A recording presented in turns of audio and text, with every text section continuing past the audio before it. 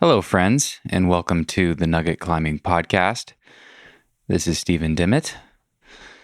Allison Vest is my guest today. Allison is a 3-time Canadian national bouldering champion. She grew up in the States and lived in Canada for most of her life and is now based in Salt Lake City, where she lives with her friend and training partner, Kyra Condie. And I really enjoyed my conversation with Allison. I am fascinated by competition climbing and have almost no experience with it personally. And I really wanted to dig into the motivation that fuels the fire of a competition climber. And Allison seemed like a perfect person to do that with. And she had really thoughtful answers and was just very real and easy to talk to. And we had some fun. So we talked about mindset and goals and confidence, about these hilarious Instagram challenges that she does and how she balances being a serious athlete with being playful and having fun in the gym. And we talked about some training stuff and advice for young competitors. And we talked about outdoor climbing too. Allison is no stranger to that. She was the first Canadian woman to climb V13. She has done relatively little outdoor climbing compared to the indoor and competition climbing that she's been doing her whole life. And she has had to work on Topouts and climbing high off the deck and dealing with fear. And all of that was really interesting. So a lot of good nuggets in this one, and I hope you enjoy it as much as I did. If you have been enjoying the show and would like to support the Nugget Climbing Podcast, you can head over to the website at thenuggetclimbing.com and click on the Support the Podcast button at the top of the page. There you will find some options for one-time donations if you'd like to help out via Venmo or PayPal, and you can find a link to Patreon. There are some options over there to support the show on a monthly basis, and you'll get some bonus content. I have about 20 published follow-up episodes that are available only to patrons, and more coming every other week.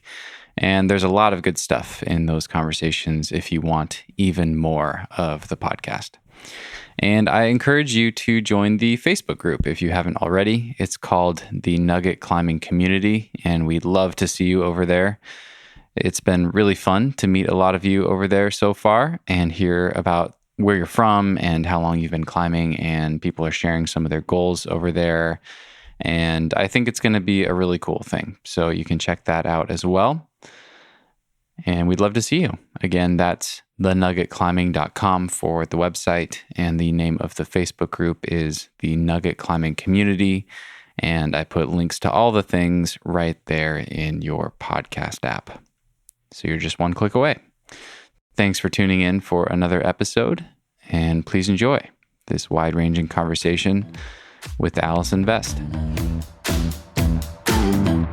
Cause no one can do it like we do it, like we do it, like we do it. Cause no one can do it like we do it, like we do it, like we do it. I'm in our climbing closet. So. Oh, nice. The sound is nice and flat in your climbing closet. It's not echoey. Yeah. Is it really? And also, I call it our podcast closet also as a double name. Nice. This is my podcast van and my house van. So perfect. Same vibe. Yeah. Can you give me a quick little tour or just description of your climbing closet? I'm actually quite intrigued by this. Well, it literally is a closet. How do you fit a climbing wall in there? You just hit the door if you fall. Like you hit the door frame usually if you fall at the top. But interesting. So it's like an A-frame shape already. Yeah. It's mostly, now that the gyms are open, we climb there. We don't climb in here all that often. But it's more just, it's the roof is right here. So it's just along the actual angle of the roof. It's like 50 degrees or something. Nice. Yeah. Well, COVID closet, COVID training. Yeah.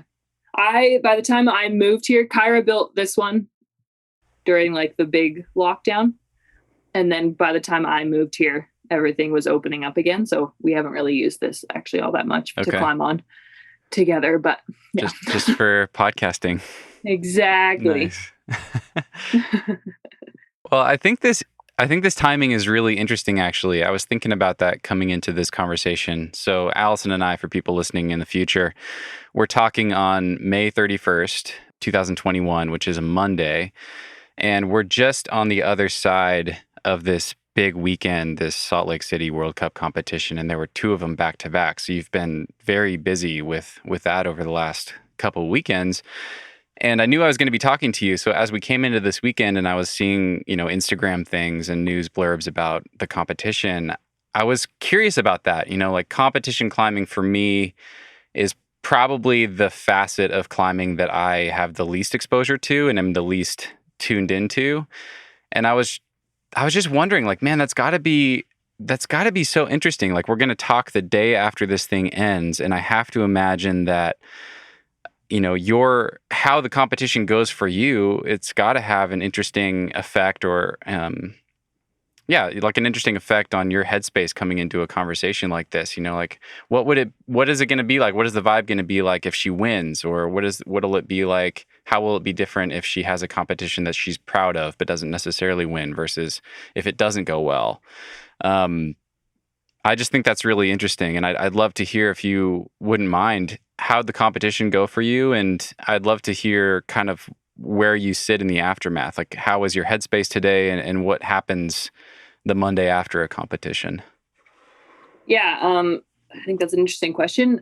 For me, the first competition, so it was back-to-back weekends, like you said. So the first weekend, separate competitions too. So it wasn't like it was a continuation of the first weekend. It's sort of the first weekend wrapped up, and then there was a completely separate second event. So the first weekend for me was my first competition in over a year and a half. Just because if people don't know, I compete for Team Canada. So I haven't been really involved in any of even though I live down here in Salt Lake City, I haven't been involved in any of the competitions that the US team has been doing. So for me, it was like my first return to the competition stage after so much time off. So that one didn't go as well as I had hoped. But it was sort of easy for me to use that it was the first competition back as kind of an excuse for not doing as well as I had hoped. So then I was sort of just ready to have a second go at it the second weekend. And plus, Natalia Grossman ended up winning that first event, and Brooke Rabitou was with her on the podium in third. So that also was really exciting. I have the pleasure of training with both of those girls cool. relatively frequently. So that, everybody was crying and hugging them, and it was like a really big deal for them to be on the podium together. And I don't think any two U.S. women had been on a podium together since Brooke's mom was on the podium with Lynn Hill. Oh, wow. That's amazing. That's incredible. So, it was really incredible to be there and for it to be like a crowd again, and for there to be that whole vibe after so long of not having that, and any competitions that have happened haven't had a crowd. So for all that to sort of come together and that to be the outcome, even though it wasn't a great event for me, that focusing on that and getting to be there to experience that was really great. And then on the flip side, the second weekend was sort of the opposite. Some competitions, the disappointment hits a little harder than other ones. And the second weekend, my sort of weird, but my rank was exactly the same the second weekend, and my score was exactly the same. So I had 2 tops, 4 zones in the same amount of attempts on both weekends, which is just the weirdest, whoa. I don't know. That's never happened before. It was super weird. The exact same position. I came in 29th both weekends. Whoa. Interesting. Super weird. Yeah. The second weekend, which was, 2 days ago, has been a little bit of a hard pill to swallow. I was close on boulders that I needed to top, basically falling, off the last hold, which is just the way it goes. Yeah, I don't know. And I think for me, partially something that is helpful for me when I'm disappointed is to sort of lean into the randomness of competitions. There was a girl from Austria who was in finals on the first weekend and then was in 35th or 36th or 37th or something the second weekend. So with the exception of some of the great athletes right now that are always in finals, always on the podium. Sort of the rest of the field, everybody's pretty good. So if you get a set of boulders, that's your style, then you're going to do well. And if it's not, or if you get unlucky, then you're not. So I think something for me to try to be like a coping mechanism is sort of to remind myself that there is a degree of randomness within competition climbing that makes it that it can't be everybody's weekend every time. But I mean, again, you know, Natalia won again the second weekend. Yeah, amazing. By flashing all 4 boulders, so she didn't fall in finals, and beat Janja Garnbrett, who has won every bouldering competition previous to these two since 2018. And Janja wasn't there the first weekend. She showed up for the second weekend, so it was sort of expected that she would win again, and Natalia ended up beating her. So again, even though it wasn't my weekend, it was a really exciting weekend for my friends and the people that I'm lucky enough to have as training partners. And Sean Bailey, also from the US, won his first ever World Cup this weekend too. So for it to be 2 US athletes winning in front of a US crowd, a crowd we haven't had in years, there was definitely a lot of exciting things happening, even if it wasn't all that of an exciting weekend for me personally. But yeah, I mean, I think there always is things that I feel grateful to be a part of at competitions, even if it's not for my own climbing. And thank you for sharing all that. Yeah, I have to imagine there's a mix of inspiration and probably feeling hard on yourself and having maybe clarity about what you need to work on. And I imagine it's this messy mix of all that stuff that you're processing at this point. Totally. Yeah. And I mean, there's always a variety of emotions, whether it's, you know, down to things like jealousy, like I wish I was in the final instead, or whatever those emotions are. I think for me, it's important to, at least immediately after the competition, to be focusing on, or trying to focus on the positive ones, you know, being proud of I wouldn't say they're teammates. I'm not on the US team, but I do get to train with these girls, so they feel like teammates. So focusing on being proud of them and excited for them. And, yeah, I mean, the 2 of those girls, Brooke and Natalia, are just such good climbers. And I don't know, it's a little bit validating actually to see them do that well, because you're training with them all the time. And, you know, for them to be like as good as they are, and for that to be equated to be on the podium for a World Cup, like it's sort of validating to be like, okay, so I'm not keeping up with Natalia in the gym, but it's okay because she's winning World Cup. She's so, the like, best in the world right level. now. Yeah. Yeah. So that's interesting. That is also nice. Yeah.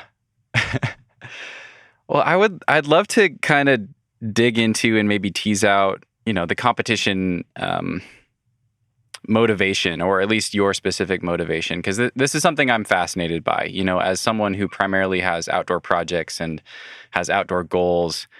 I have so much respect for competition climbers, because if I don't send my project, I can go back next weekend. If I don't send this season, I can go back next season. You know, every once in a while, a hold will break and you can't go back to a climb forever, but that's so rare. And for the most part, I never feel like I've missed a chance or failed on a climb. I can always improve. I can always go back, and I can always like learn and try to target better conditions and whatever else.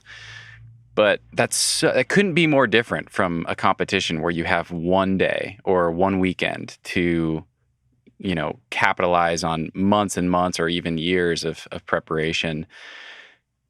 I have to imagine that you must love the process, but what can you help me understand, like what is the motivation that keeps you in this grind? I mean, you're training constantly. Your entire lifestyle seems to be focused around these competitions, and I'd love to hear if, you know, you have this bigger goal of the 2024 Olympics, and how inspiring or how motivating that is versus just, you know, the process of being a competitor and trying to draw the best out of yourself. Can you help me understand like where your motivation for competitions comes from? Yeah, totally. I mean, I think I've always been a competitive person.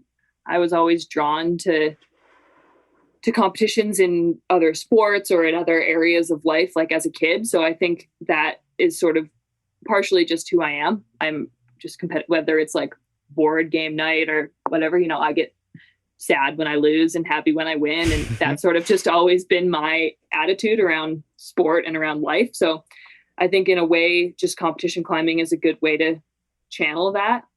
I think for me, it's interesting when I climb outside. I think it's been a struggle for me to learn that climbing outside is sort of me competing with myself or competing with just the boulder and not trying to extricate meanings of like, what does this mean if I can't do this boulder and how does that relate to other people? So I think it's sort of been a flip side for me to be able to treat outdoor climbing as being sort of singular with myself, because I think my instinct is to be competitive and for that to relate to other people. So yeah, so I think competition climbing has been a way for me to channel that. And it's really hard. Like you have back-to-back weekends like we just had where I was not that happy about how I did. And a lot of the conversations end up being like, geez, why do we do this sport? Is heinous. Like this is not that fun. I don't like it that much. I'm like really sad. Like it is brutal. Like it sucks. And it's not that fun when you don't do well. But I guess the flip side of that is that you do sort of over your career have these moments of winning and feeling like you did do well and you did do your best. And it is so euphoric and I think worth searching for again, which, I mean, it's sort of perpetual. Like, I don't know if there's like a cap to that where you feel like, yeah, you know what? I've won the most amount that I ever will, and I'm done now. Like, I don't think there is at least I don't see myself reaching a peak like that. Like, I don't know, maybe for, like I said, somebody like Yanya who won every competition for a whole year, like maybe that's enough. Maybe she was happy to not win last weekend and, I don't know. But for me, I think the lows of competition really, really suck. But that feeling of accomplishing what you set out to accomplish and feeling like you achieved a goal is so incredible that I think that is sort of the pilot light in the background of what keeps you able to keep training and keep pushing and have these like super demoralizing, dark, sad moments, but to be able to turn that into motivation and remember what you're sort of searching for and what feeling you're trying to sort of come back to. At least for me. Do you have a singular goal? Do you have something that you write in lipstick on your mirror in your bathroom and look at every day? Or do you have like a guiding light that feels like the ultimate thing that you're working towards? Or is it just, take each competition as it comes? How do you think about that? Yeah, I mean, I don't know if it's good or not. I think I maybe could do better at having more concrete goals. My roommate, actually, Kyra Condie, inspires me a lot in that realm. Like, she decides she wants to do something and then she does it. Like going to the Olympics, for example. She's going to the Olympics in Tokyo and she just decided, I want to go to the Olympics. It's something I really want to do. And she made it happen.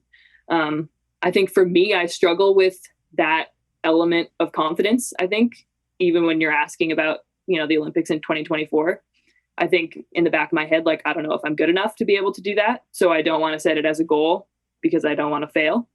Like I was saying, I think I take those moments of sadness extra hard.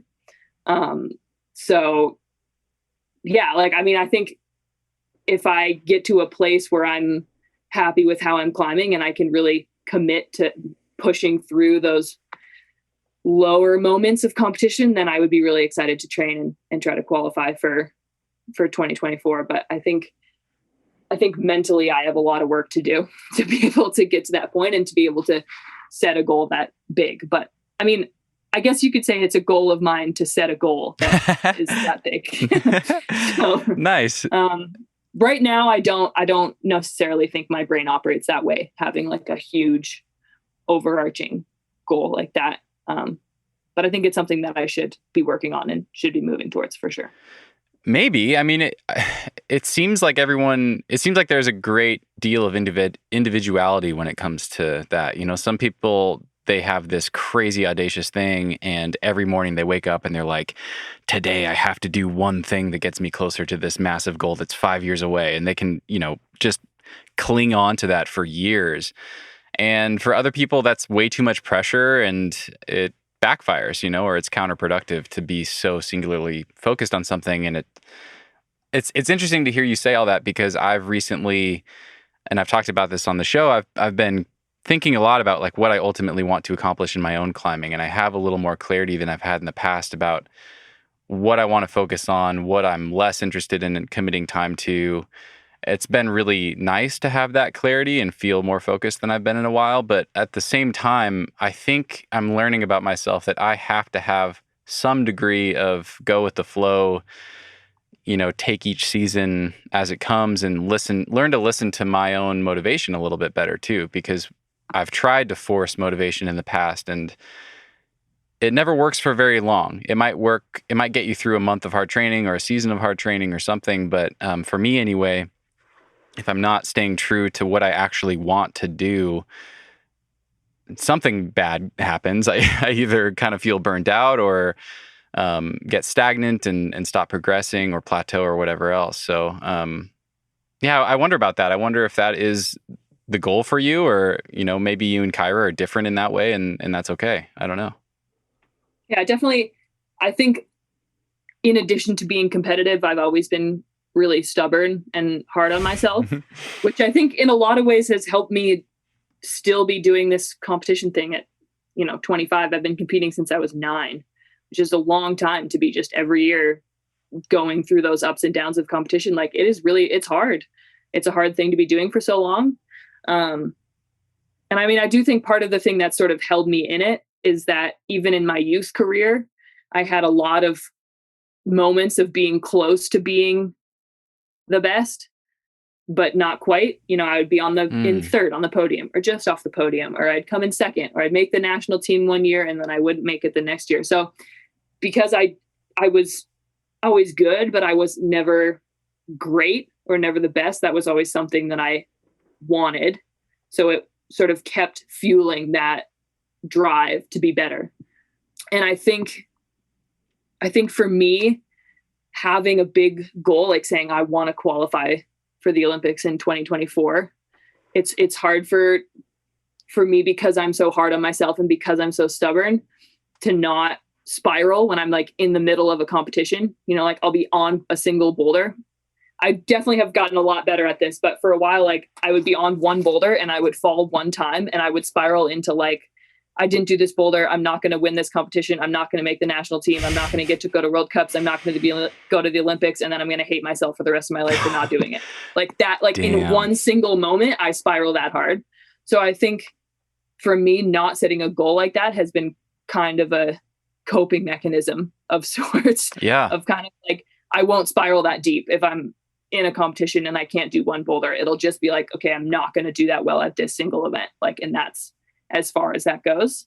But I mean, I do think to an extent, I guess this competition has been slightly eye-opening in that respect, these past 2 weekends. But I mean, I do think that might potentially be something that's holding me back, is me not thinking I have the ability to go that far and to do those things, because I just am not willing to let myself fail, I guess, because it's not a good feeling, but yeah, I definitely think being more towards that side of like I said, Kyra's goal setting, I think would be a good thing for me to push for in the future in order to be more confident in myself and in my climbing.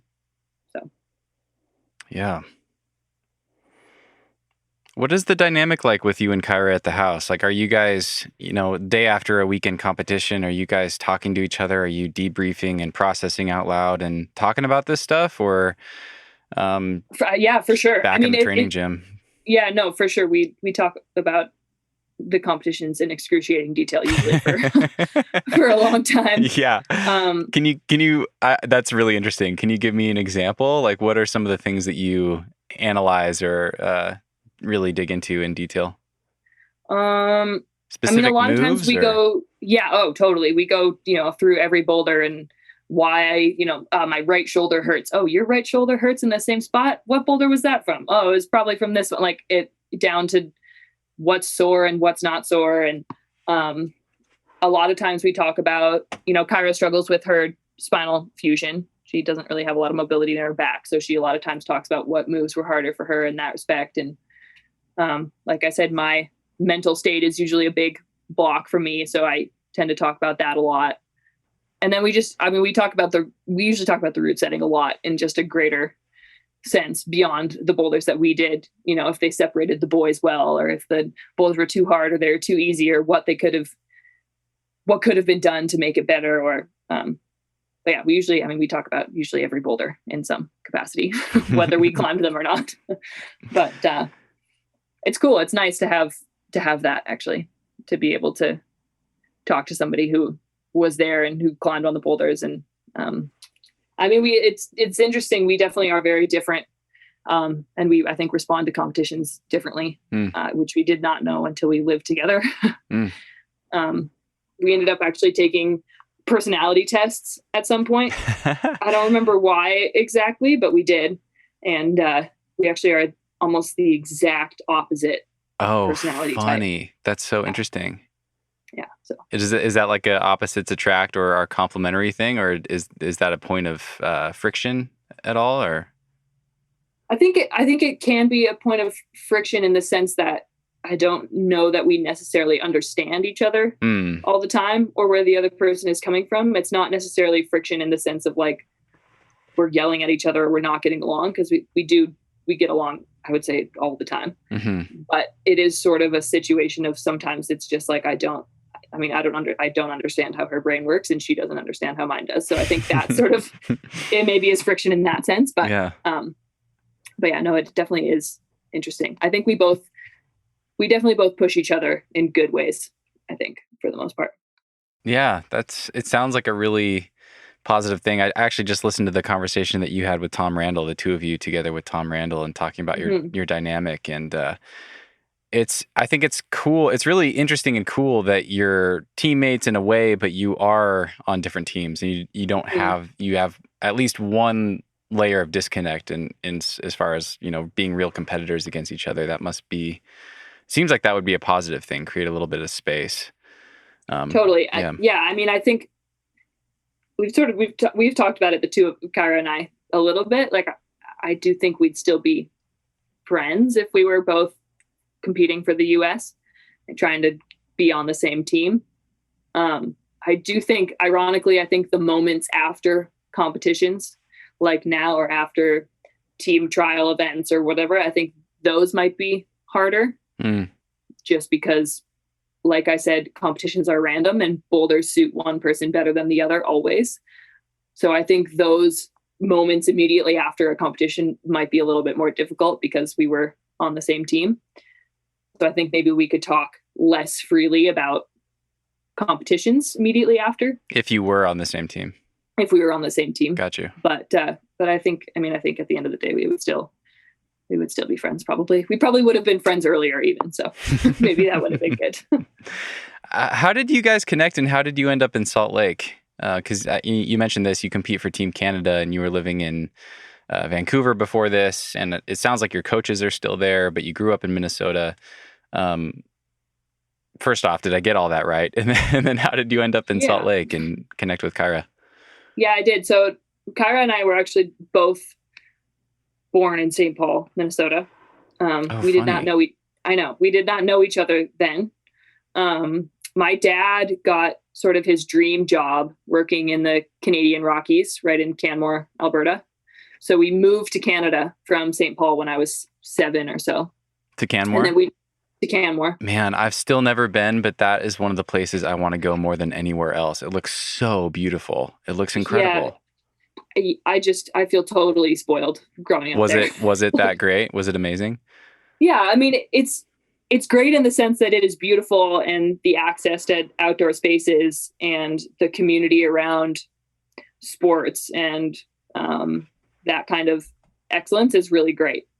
You go, especially for winter sports like cross-country skiing, you'll go to the Nordic Center and be skiing and be passed by Olympians every single day. I babysat for like 2 different Olympians when I was growing up there. So just sort of being surrounded by excellence in sport, both outdoor, like climbing, downhill skiing, mountaineering type sport, and Olympic sport was pretty amazing and inspiring to grow up in. And then it's just a beautiful area. There's not a lot of diversity in terms of arts and culture and that kind of thing. It is a little bit of a bubble, which I think I've been glad to experience since I left Canmore. But in terms of just that sort of mountain beauty, nature, all that kind of stuff, I don't think it's pretty unparalleled to anywhere else that I've ever lived. So wow, cool. But yeah, we moved there, and then my family became sort of naturalized Canadian citizens. So just went through the process of applying, becoming permanent residents, and then becoming Canadian. I think I was 16 or 17 actually when we got Canadian citizenship, and then I competed for Canada since then.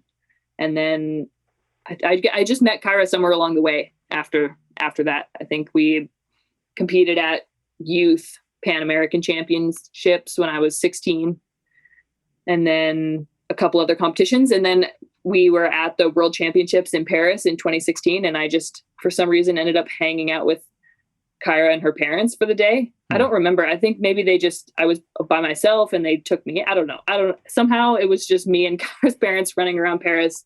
And we sort of had a lot of moments of like, oh, you grew up in St. Paul? That's where I grew up. Oh, you know, that's your favorite movie? That's my favorite movie. So I think for a long time, we actually thought we were really similar because we like a lot of the same things in terms of hobbies and activities. And we have a lot of parallels in our lives. And it wasn't actually until we moved in together that we realized that we're actually almost the exact opposite.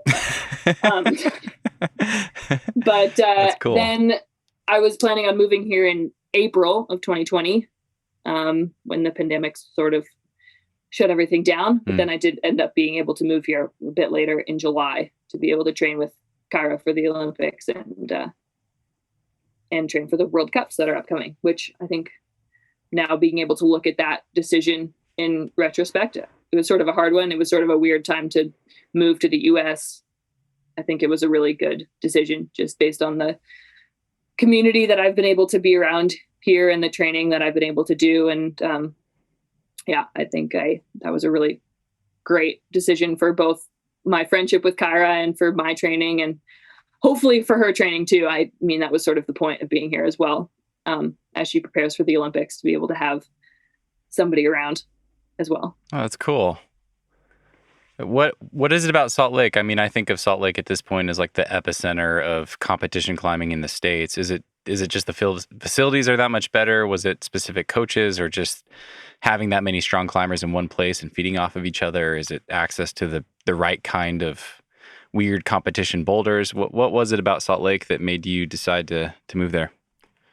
I mean, I think there's a multifaceted answer to that. I think one is that USA Climbing just decided that it was going to be the epicenter. Like, they built the USA Climbing Training Center. It's where the USA Climbing headquarters are. So I think just in a logical sense, they just said, this is where, if you want to train on our national team and you want to be at our training center, this is where it's going to be. So Nathaniel Coleman and Kyra both live here. So they both train at the same training center. And then Brooke and Colin Duffy both live in Boulder, but they come here occasionally to train and to be with Josh Larson, who's the head coach of the national team. So I think in that sense, the USA Climbing National Training Center is here. So if you want to be on the US national team, or at least even just train with the US national team members, you come here. So I think there's a continuous sort of revolving door of the best competition athletes in the US who are coming in and out of Salt Lake just to be able to be in that training center, whether they live here or not. Gotcha. So I think that's one. And two, beyond the training center, I mean, yeah, there's amazing gyms here that are just, first of all, massive, and just have a lot of different training facilities for competition climbing and for non-competition climbing too. The bouldering project is also opening a gym here, actually right behind where the competition wall was last weekend. They put their big logo on the side of the building, so people were aware that was going up. Good marketing. Yeah. So, I mean, I think, and then there's, I think, just a really big demand for it. So I think it's cool that there is able to be so many gyms in the area. And if you get bored with one and, the setting's not turning over quickly enough, you can go to another one. And I do also really think the access to outdoor climbing so close also just fuels all of it. There's every type of climbing and every type of motivation and all ages, all backgrounds, people who started climbing really young, people who started climbing really late. So I think there's just constantly people being sucked into the sport and people who've been in the sport for a long time. And so I think it's really dynamic in terms of the community here. So I think it's just really easy to find inspiration for a lot of different facets of climbing because there is so many. So I think it's sort of just the culture around climbing and the community around climbing really fuels itself well here for sure. Gotcha. Yeah, that makes sense.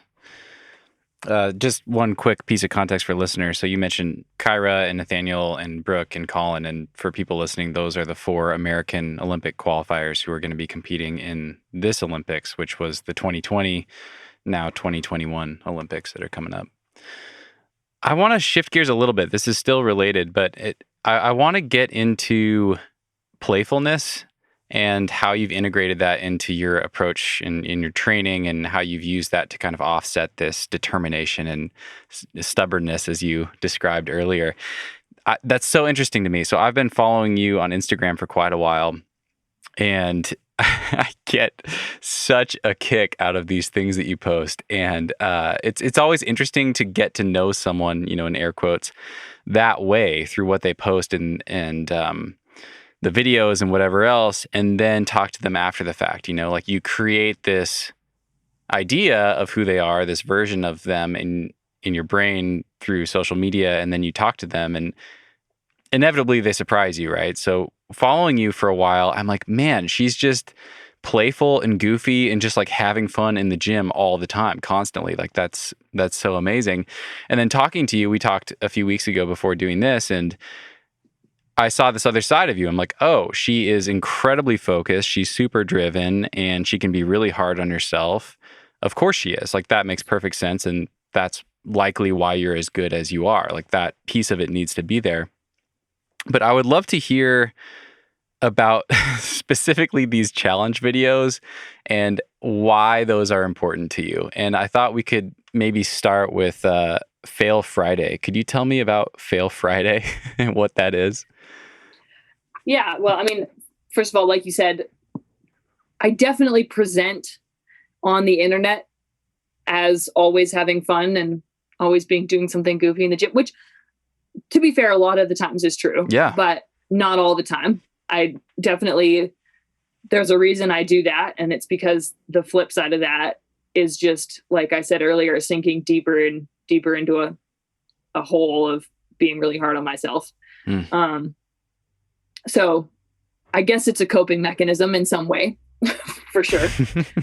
But yeah, so I think, so I was still living in Canmore at some point, and we started doing these, like, what my friend Eric called Fail Friday compilations, which were just videos of us falling off boulders. And that was it. That was what Fail Friday was. It was just a bunch of clips smushed together of us falling in funny ways. That was like the whole thing. And then somehow that translated into somebody asked if we would try all these acro yoga things. And so we did another Fail Friday video of us trying to do acro yoga poses and it not working very well. And then I think it was like a couple of years after that I started doing them by myself, because the boys, there was two, my friend Eric and my friend Andrew, that I was always doing those videos with. And I don't know, they started being more serious in life, or I didn't see them very often or whatever. And they just weren't that psyched to be trying these challenges anymore, but people were still sending them to me. And I was like, all right, screw it. I'll do it by myself. So then I started trying these things that were just way too hard for me to even fathom to be able to do. And then filming myself trying them and putting them on the internet, and people really liked them and people started sending me more things. So it sort of just caught on. And what was really funny sort of along the way, both when I was doing acro yoga things with my friend Andrew and when I started doing things by myself, is I actually got better at whatever we were trying to do. So people would send me challenges and I would go, yeah, I could do that. And then I would just succeed and be like, oh, well, that wasn't funny.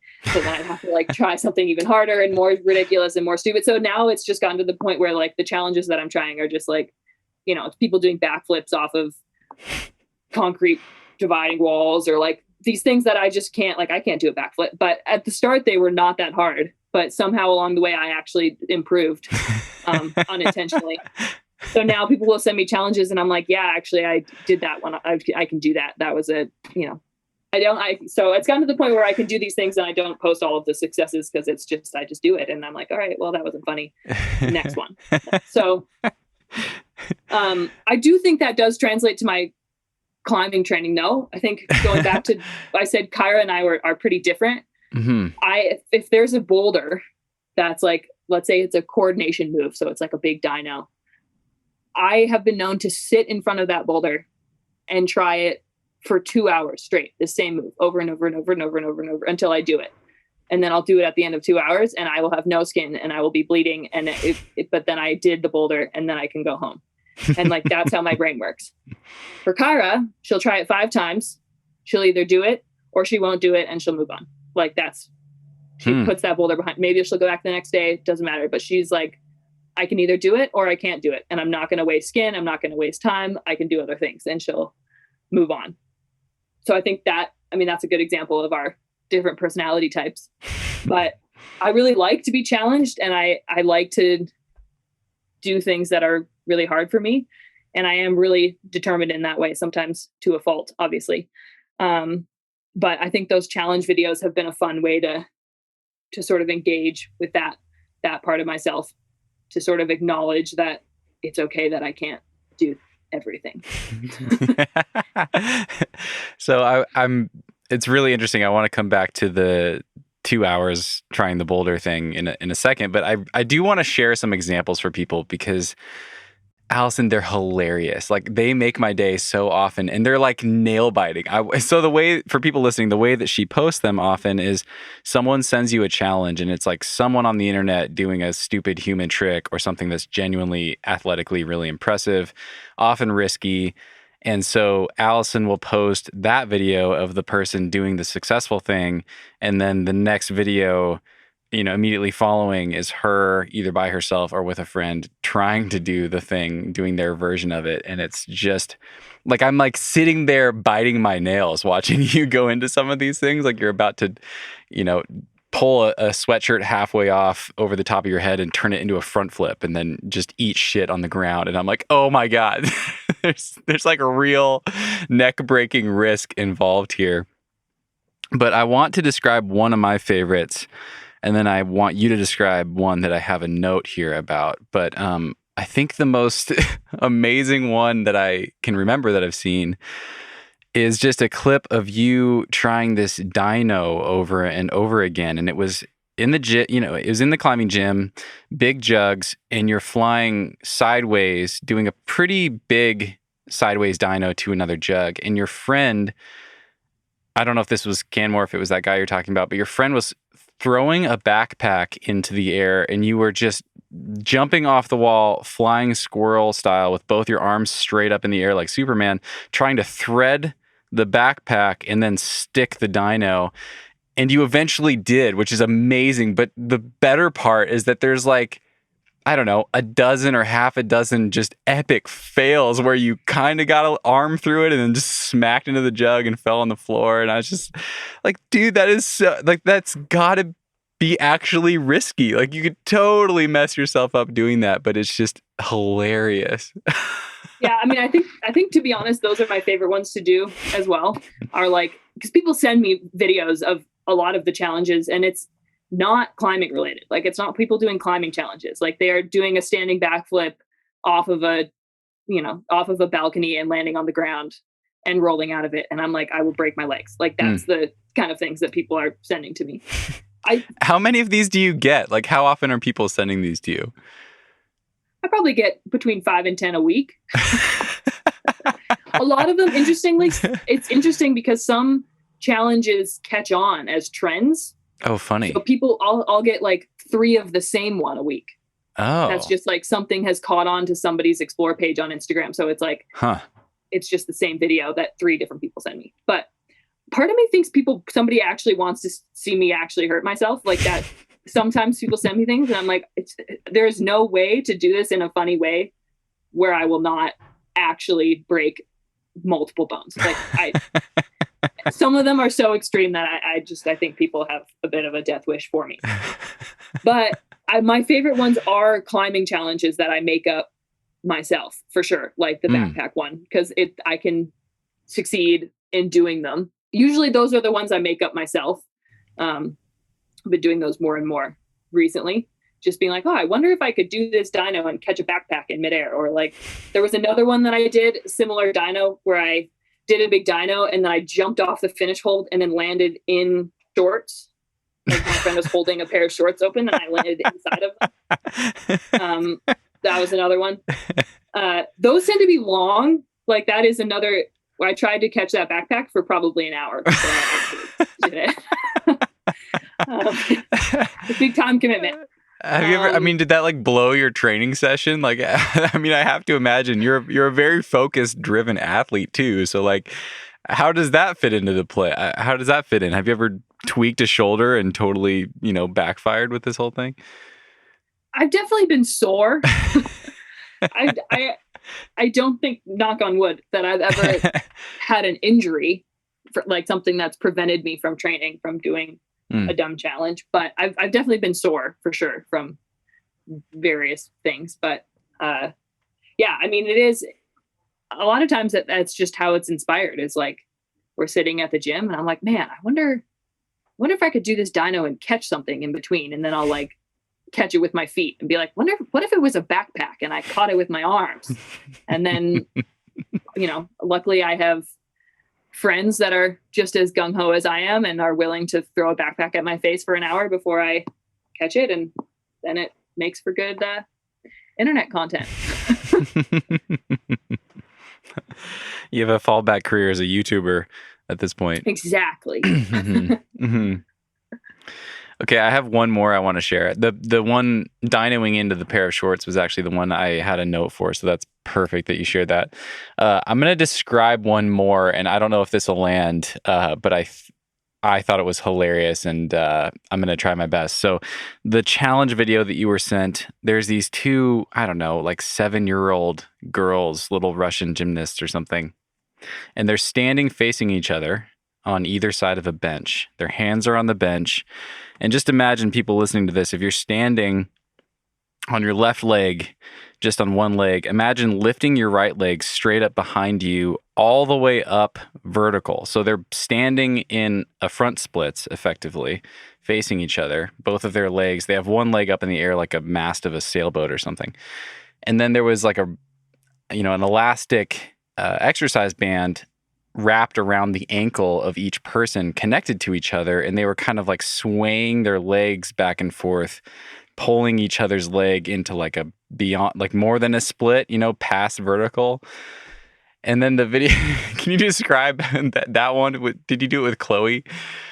Yeah, so that was my friend Chloe Cosco, who she and I are very similar brain-wise. She and I will both sit in front of a boulder for 2 hours and be bleeding before, and then finally do it. We are very similar. So she actually, more than Kyra, is the one I default to. I've done a lot of the challenge videos with Chloe because she will also sit there with me for 2 hours and do something dumb. The crux of that video with Chloe is that neither of us can do the standing splits. So our leg actually doesn't get all the way up into the air. So that is part of the problem. I think in order to be doing that video, you have to be able to do the splits, but we can't. So we tried and it did not work at all. And neither of our legs were straight. And we just were pulling each other into sideways directions. And we ended up just falling over instead of swaying back and forth. So... Well, that one is an example of something that I just never am ever going to be able to do. But I will try anything. Grade A content though. I will link to that one in the show notes, and maybe I can reshare it on Instagram for people if Instagram will let me. Yeah, that is fantastic. So how do you mix this into your training? Because it also sounds like you and Kyra both are similar in that you just train your asses off. You've described like 6 days a week two-a-days and you're just training. So how does this fit in? Do you schedule it in? Is it just whenever you think of something, you just take a break from campusing or hard bouldering or hangboarding or whatever else and just do something funny for a while? How does it fit into the bigger equation of your training? Yeah, I mean, ironically, it's sort of what you were talking about just following motivation. I think like that sort of fits into it. Some days you're like really motivated to do really hard spray wall climbs for like 3 hours straight. Some days warming up is really hard. And like you get halfway through the warm up and it's just like, geez, climbing today seems like just the worst idea.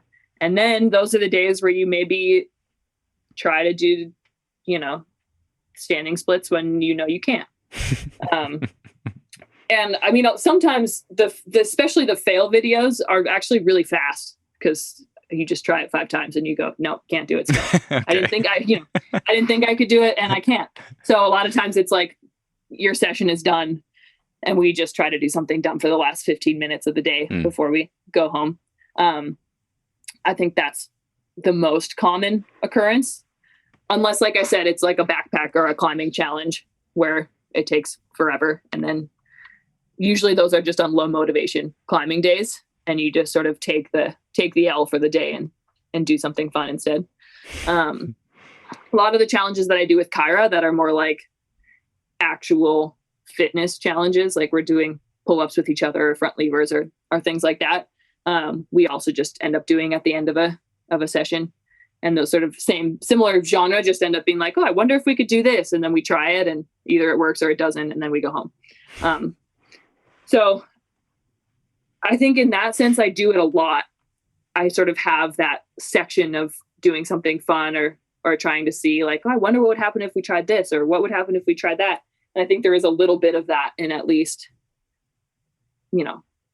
a few sessions a week, which is good because I think it sort of reminds me that climbing is fun and that it's not like the end of the world if it's a bad session or if you weren't able to do something that day or whatever. So it sort of reminds me that climbing is fun and it's a passion of mine. And I'm really lucky to be here in Salt Lake and be training and be climbing full time and to have great, patient, fun friends that I do that are willing to do things like that with me. And so I think it's not like it's a huge time commitment, but it has a big impact on my mental space when I'm training. Okay, I have a question about this determination that you have. So, you described sitting under the dyno for 2 hours, just trying this move over and over. And I'm probably I'm more on that end of the spectrum as well. Like when I really want to do something, I can just like hammer myself at it until it either goes or I'm bleeding from all my fingers or whatever. And where that has backfired for me is I can do the same thing with a training routine or a program. Like I've had to really learn over the last few years how to listen to myself, how to be more flexible and learn to go with the flow. Because I'm the person I'm like, I said I would do this. I have it on the calendar. I'm going to do it. And I might show up to the gym and warming up feels hard. And I'm like, climbing just feels horrible today.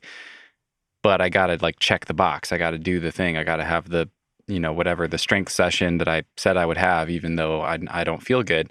And that hasn't worked. That has not served me. That has not worked well. And I've had to learn how to be more flexible and kind of adaptable. And I'm curious how you think about that because you train so much.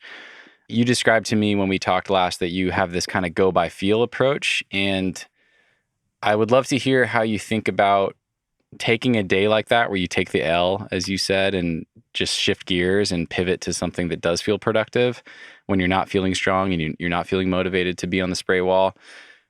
How do you think about when to lean into that versus when to put your head down and power through and persevere or, grind or whatever else? How do those things fit together for you? Yeah. I mean, it's an interesting question. I think first of all, I've had to learn that having a session where I, for example, sit under a boulder and try the same boulder for 2 hours until I do it, like that's not a productive session. I think before I would have thought that that was productive because I was successful in the end, but it's not. I'm just doing the same boulder over and over again. I'm ruining my training for the next 3 days because my skin is bad and I'm tired and I'm sore because I did the same shoulder blast move, 40 times in a row. Like it's not a productive training. That's not making me stronger. That's not making my ability to be confident in myself and my mental space better. That's not, I was successful on the boulder after working on it for 2 hours, but that is not doing anything for me in my training in the future, in the grand scheme of things. So I think those moments where I allow myself to have a session like that is actually slightly regressive for me in my training and in my mental space. I think for me, the ability to try a boulder a bunch and then step back and let it go is actually more productive for me in a session because, like I said, I think my mental space is the biggest weakness of mine. But that's not my instinct for sure. I think it's interesting. I was just saying my friend Chloe Coscoy is the same as me, but she'll sometimes walk up to me with her training journal and she'll have like a checkbox that says core, like she's supposed to do a core workout. And she'll go, Al, I'm so tired, but I have a checkbox. Like that's like it's like she just needs to do it because she wrote it down. And like that's sort of that's my like natural state for sure, is to be more like that.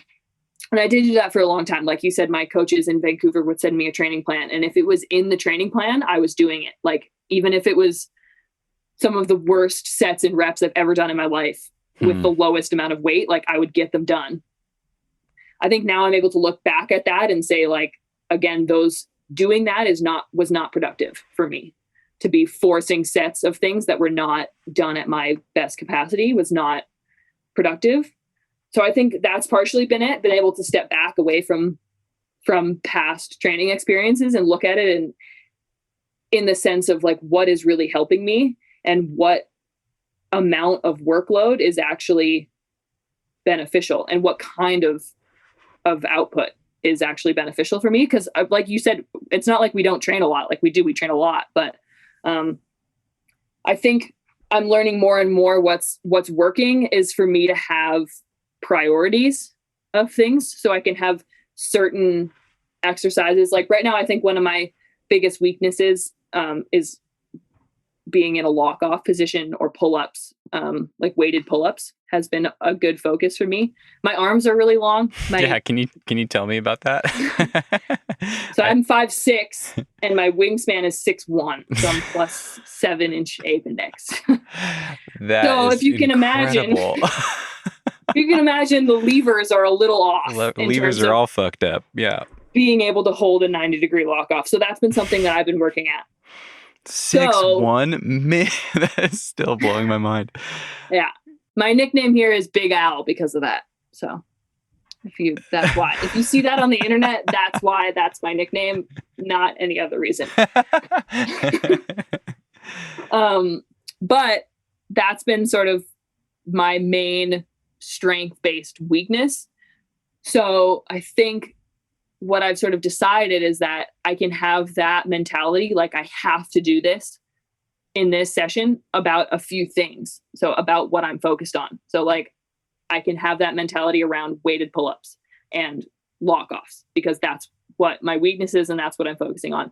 But if I'm really tired at the end of a session and I don't feel like doing core because I'm really tired and it will be bad, then I'm able to let that go because I just climbed for 3 hours and my core probably was working that whole time. So that's not like a make or break moment. So I think for me, it's been about prioritizing what is important and what is actually going to be beneficial in my training and moving forward and not just checking off boxes because I wrote it down like that. That's not helpful. And me doing a half-assed set of something at way lower capacity than what I'm capable of is not going to be helping me in the future. And it's just going to make me more wrecked for the next session. Mm-hmm. I also think partially that's because we do so many sessions. So like for me to say, I'm not going to do it this session, I'll do it next session. That means in 3 hours, not like in 2 days. So I think you got to take that with a grain of salt. Yeah. Did I get that right earlier? Is it like 6 days a week, twice a day? What is a common? So we have 2 rest days. So it's 5 days a week. Okay. And then. But double sessions every time? Not every time. Okay. For sure. But I would say probably 4 out of 5 of those days. That's incredible. Yeah. And then this was really interesting to me too. Can you talk a little bit about observing all these other athletes at this Olympic training center and the variety that you guys observe? Like, it sounds like you and Kyra are really aligned in the way, or at least in the volume that you train. And it sounds like that is just this massive spectrum and everybody has their own way of doing it. Can you speak to that? Yeah, totally. I don't know. I think some people are definitely resters more than others. Yeah. I also think sort of it's just what people are adapted to. I think people get used to doing one thing or another. Like, I think the capacity of training that Kyra and I have somehow just adapted our body to is really, really high. Mm-hmm. So we are just training a lot because it's what we've been used to and it's what we've done for a really long time now. That makes a lot of sense to me. And I don't necessarily think it's better or worse. And I don't think there's a right or a wrong. I think we are fortunate enough to have the time and the ability to train as much as we do. And so we take advantage of it. And I think, it's resulted in us both, I think, being really physically strong in one way or another. I'm sure everybody has seen the videos of Kyra doing one arms in campusing and her just like raw power that she has. I think that in particular, she just has trained a lot.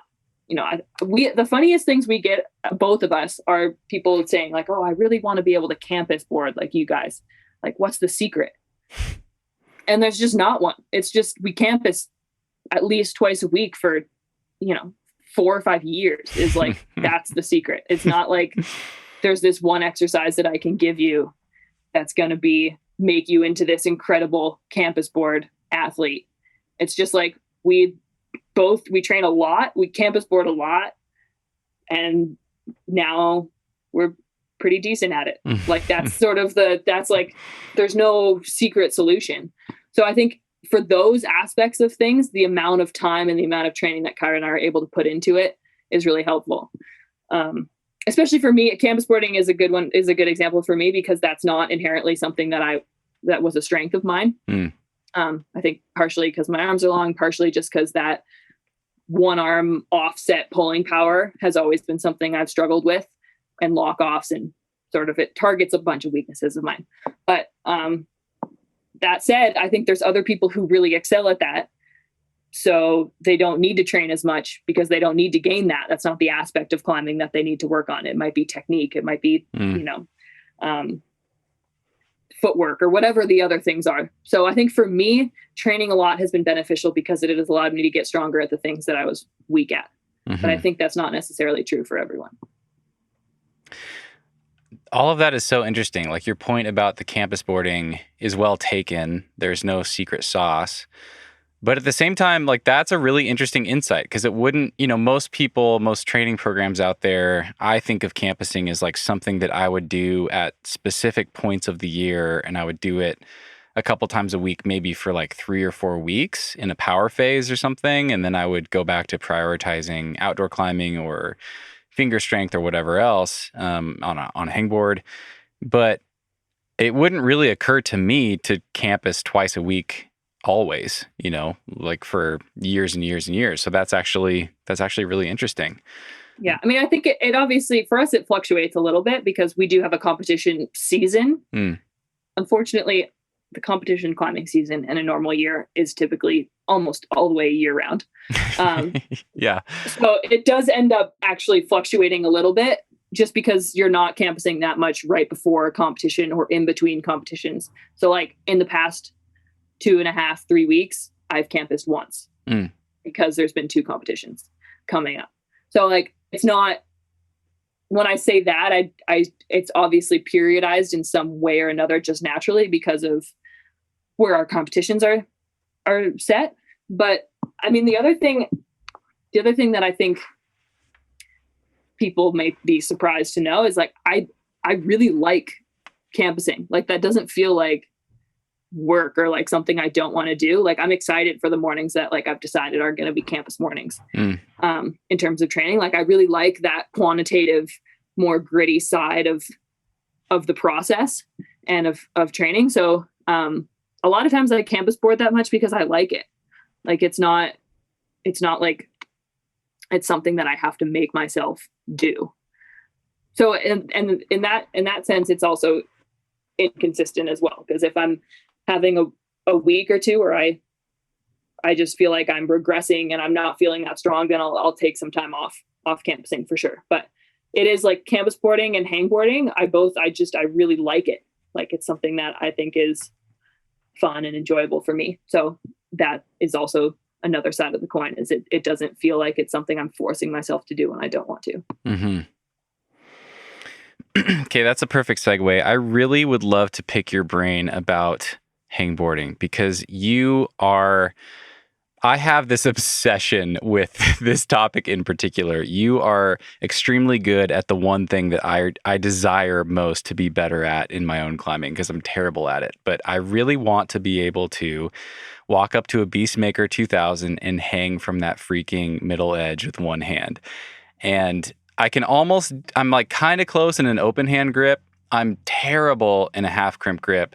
I'm starting to learn about myself, like maybe there's a weird finger anatomy thing there, and I'm not sure how fixated I should be on the grip type. I don't really know, but regardless, it's not great, and I have a lot of room for improvement, and I've also done a shitload of hangboarding, and I've had a nauseating number of conversations about hangboarding on this podcast, and maybe people are totally sick of it, but I still am always curious, and with someone like you, for context for people, I mean, I can't remember, correct me on the numbers, but I think you can hang from that edge I'm describing, like a 25 or 20 mil edge, with like 60 pounds in your other hand, one arm.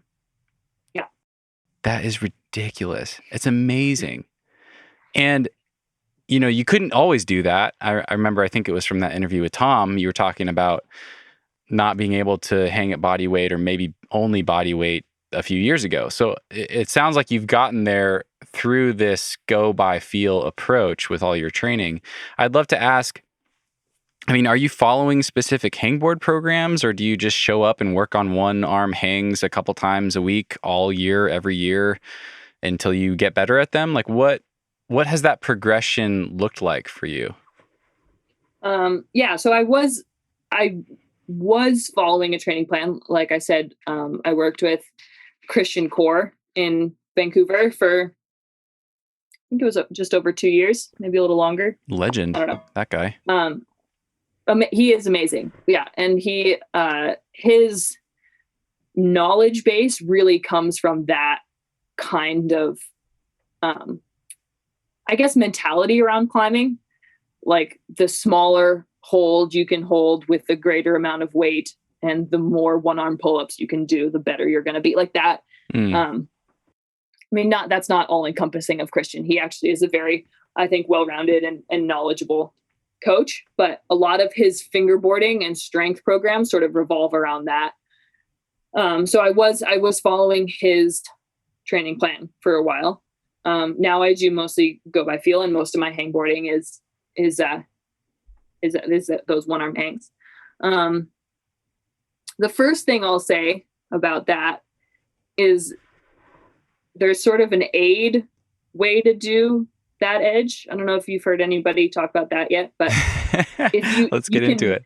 You can notch your pinky in the side of it, and it makes it easier to hang. So a lot of what I tell people, which has made the difference between people being able to hang it and not, is you like slot your pinky into the side of the hold where it rounds on the side, and then you can hang it. Like it makes enough of a difference that you can hang that edge. So for me, I think it also depends on finger anatomy, but for me, if I notch my pinky, that's the easiest way to do it.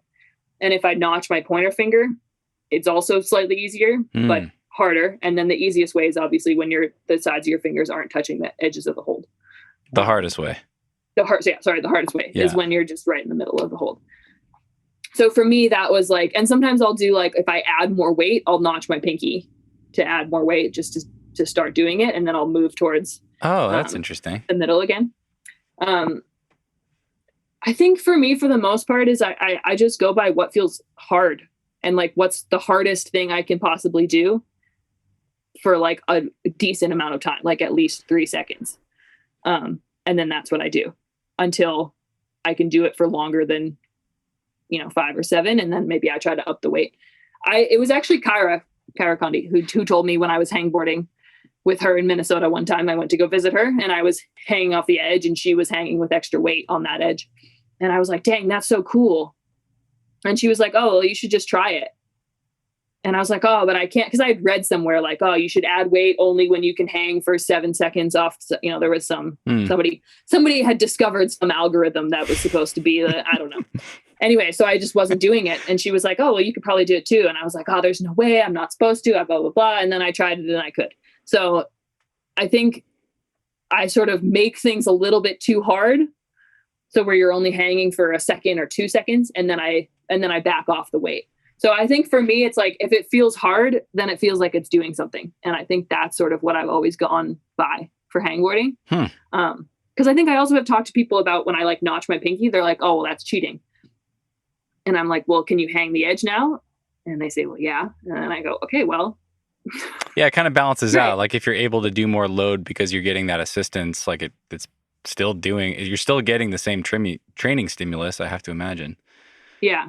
I mean, there's, like you said, there's a million different opinions on it. I think probably some people would disagree and say it's better to just like do an iso pull with your feet on the ground still in the correct middle position of that edge. I'm sure that's an opinion somebody has, but for me, it's been the ability to actually hang on the edge, whether your pinky's notched or not, that has helped me progress the most. And I think has helped the friends and the people that I've told progress the most for sure as well. I actually have just started hangboarding. I have let go of the Beastmaker 2000 middle edge. And you conquered it. I'm doing all my hangs on the tension board now. Okay. Because it's harder. Are the edges a little smaller? The Beastmaker edge is rounded and slightly in cut. So it's actually, people are going to get offended by me using this word, but I don't mean it. It is actually slightly juggy. Like that's like the best way I can describe it. I don't mean that it's jug. I get it. I don't mean that. But I totally hear you and I love it. I just love it. Yeah. It's perfect. It is a tiny jug. And the tension, the grindstone, their newest grindstone, is really tapered and it's comfortable, but it is tapered down. So it is a little bit slopey. So their 20 mil edge is a lot harder than I think personally. I can only hang about, like you said, again, I don't mean only. I know that hangboarding is my It's okay. You're like one of the best in the world. It's fine. I don't want people to get offended. But I can only hang like 15 or 20 pounds off of my other hand on the tension 20 mil. And I think the Beastmaker one is about 22. It is tapered slightly 22. So that I don't know. The Beastmaker doesn't post their edge sizes. I think that's probably on purpose. Yeah, you have to like do a pretty deep dive into Reddit to find out what size those holes are. Somebody went in with like a caliper on a Reddit thread to like try to figure out. I think the Beastmaker is about 22 mil. Okay. But the tension 20 mil edge is significantly harder than that edge. So I've actually stopped. I sort of had this moment of like, okay, I feel like I can do this Beastmaker edge. I feel like I'm good with this edge. It sure sounds like it. We can maybe move on. Yeah. The other thing about the tension edge is you can't notch that pinky. Okay. Because it's not rounded in the same way. Yeah. So that has also been a little bit harder mentally. Because Kyra and I would always say like we'd go in and do a hangboard session, and we'd say, oh yeah, like I was able to do it, but I did it. I was hanging notched today. Like that's like one of our qualifiers. One of the ways we modify our exercises, but you can't do that on the tension board. So it really makes you level up for sure. Are you still making progress in your finger strength? Definitely. Yeah. That's fucking crazy. That completely obliterates any limits I like to try to make on myself about like what my physiology is capable of or whatever. Like that's all bullshit when I hear that you can already hang 60 pounds on that edge in additional to your body weight, and then you're still making progress. Like, okay, time to get to work for me, I guess. Yeah.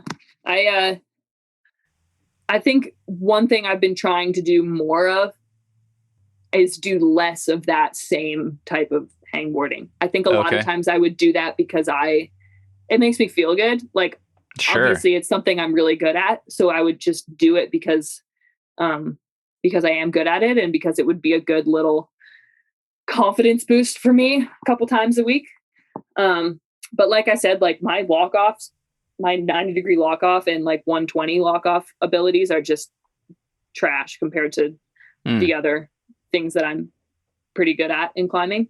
I do like to chalk it up to my arms being extra long, but I have started trying to, maybe instead of adding 60 pounds, I try to hold the edge in a 90-degree lock-off instead, so that I'm still working my fingers, definitely not to their max capacity, but that I'm focusing on a weakness instead of something that is sort of a disproportionate strength to the rest of my climbing abilities. Got it. So instead of hanging just straight arm with your shoulder engaged, you're doing it at a 90-degree lock off now? Yeah. I do both. I can't let go of my hangboarding workouts, but I actually have a slight finger injury at the moment, so I haven't been able to do that half crimp hanging in a while, and that also makes me sad. So that's the other thing I was going to say. Like, your shoulders must be so strong to be able to do that. Like, I don't think I could keep a straight arm with an engaged shoulder holding 60 pounds if I was hanging from a pull-up bar. Like, maybe, but that would be hard for sure. Yeah, I think what I've noticed just colloquially is that a lot of times it's like people's body morphology sort of dictates how they climb and what they're good at beyond like what their sizes are. Like, I think because my arms are so long, I've had to learn to rein them in, so to speak, which is just by circumstance made my shoulders really strong. Because my arms are so long, I've had to learn to be able to deal with them, which means that a lot of it goes right through my shoulders because I can't hold that 90-degree lock off. So if my shoulders aren't engaged and aren't stable, then my power doesn't come from anywhere. So I think that that is why I have that shoulder strength. My shoulders are also hyper mobile. So yeah, I think I get a lot of what I do in climbing is thanks to my shoulders for sure. That's so interesting. So, you were talking about the campusing and how there's no secret sauce. And I recently recorded a conversation with Tom Randall. And, of course, I was excited to pick his brain about lattice and all the assessments they've done and like what is the best way to get your fingers stronger that you guys have observed. And same thing. He's like, I'm so tired of having to say that there's no secret sauce. And then I'm the person that like keeps asking all these hangboard questions anyway, because I like still want to know what people are doing. So I'm going to do that. I would love to hear, I mean, it sounds like most of your sessions, at least nowadays, they sound intuitive. It sounds like as long as it feels hard, who cares exactly what you're doing? But it sounds like mostly they're kind of max strength oriented, just a few, however many really, really high intensity hangs. Yeah, for the most part. Okay. I actually think it was Christian Core who first, I had this conversation with him about, he would write my training plan and he would have me do my whole climbing, whatever it was, activity for the day, and then have me hangboard at the end of the session, which I always said I didn't like because then I wasn't doing as well on the hangboard. And I think he just said, it doesn't matter. Does it feel hard? And I was like, well, yeah, but I can't hang as much weight. And it's like, I'm doing less work. And he was like, well, if it's hard, then it's fine. I think he's great. I actually credit a lot of the strength gains I've made to him, for sure. Yeah. But I actually don't know if I agree with that anymore. I do like hangboarding before I do the climbing part of my workout. Oh, okay. We're actually on its own. Like, I'll hangboard and and do some other strength exercises in our morning session, and then do my big climbing session in the evening. But I think that philosophy is actually really good, that if it feels hard, then that's like what we're looking for. So yeah. Okay. I definitely, I do record how much weight I hang off of what edge, but like some days 25 pounds feels hard, and other days 40 pounds feels hard, and other days body weight feels hard. And I think I sort of go by feel in that sense of it. Okay. That's good to hear. Or that's just interesting. That's good context. And do you primarily focus on just the one grip position, or do you train a variety of grips? Yeah, I mean, I do actually. I do just focus on the one, just for half the most crimp. part. I've started doing the 3-finger drag a little bit, partially because, like I said, my finger is injured now, and that's the grip I can do. But even before that, I was starting to do it a little bit. It's not that much different for me, I don't think. It feels scarier for some reason, just loading my fingers, just 3 fingers like that. But I think strength-wise, it's pretty similar. Okay. I don't know. There's so many different opinions on Totally. Yeah. on grip types. But I think for me, like, half crimp is my strongest grip position. And I'm never gonna, like, if I have a hold that is the correct, like, is almost any size, I'm gonna half crimp it. Like, if that's what I'm gonna do. Like, I'm not gonna get to a hold and just be like, oh, I feel like I'm gonna 3-finger drag this one. Obviously there are exceptions to that. And like, if I had a project where I had to do something different, I would probably train something different. But for the most part, like, I half crimp things. So I don't, like, I don't know. For me, it's like, I'm not going to do a different grip position when I'm climbing if I don't have to. So it's not what I'm going to train is sort of my philosophy. I don't know if that's good or bad, but it's working. It's the way I like to look at it. Yeah. It's gotten you crazy strong at your half crimp, which is, like I said, my obsession, my life work to get better at half crimping. Can you give me a sense of the volume of a session like that and how often you would do that in the larger scheme of all the other training you're doing? Yeah, usually it's definitely at least once a week, usually 2. And then I usually do like 5 sets of 1-arm hangs with a given amount of weight. Sometimes I usually vary those sets. Like the first 3, for example, are like on a 20 mil edge with more weight. And then the last 2 are on a smaller edge with no weight. Oh, okay. Just to try to vary the exercise and get different edge types in. But yeah, that's usually what it looks like. And you don't really worry about whether or not you're at your max load. You just show up and whatever you can do that day, whatever feels hard is what you go with.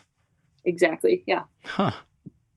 Cool. I've been doing I've been doing 2-arm hangs of different grip types, like monos or 2-finger front 2, back 2, like those kind of hangs a little bit as well, just sporadically. But I haven't done 2-arm weighted hangs in a while. Oh, those are just at body weight? Mm-hmm. Okay. But a bunch of the girls at the training center do. It's interesting. Everybody has different, even just within the same training group, everybody has different go-tos in terms of hanging. So, I mean, yeah, that really is the thing. Like I actually do feel like I learn a little something every time I have a conversation like this, despite having had many, many conversations about hangboarding. You just always get a little bit more context. You get a sense of like, if you're doing 5 sets of really high intensity, 1 or 2 days a week is probably enough. Don't try to do a lot more than that. And that's someone, that's coming from you're a very highly trained athlete with tons of capacity. I always learn something, but it is interesting. I don't think I've had a single conversation that was the same as a previous one. Everybody has a slightly different approach, whether it's, taking finger strength in seasons and just doing it in their, quote, off season from climbing in these training blocks, or doing a mix of repeaters and max strength, or Yeah. I mean, yeah, everyone's doing it differently and a lot of people are getting the same results. So Yeah.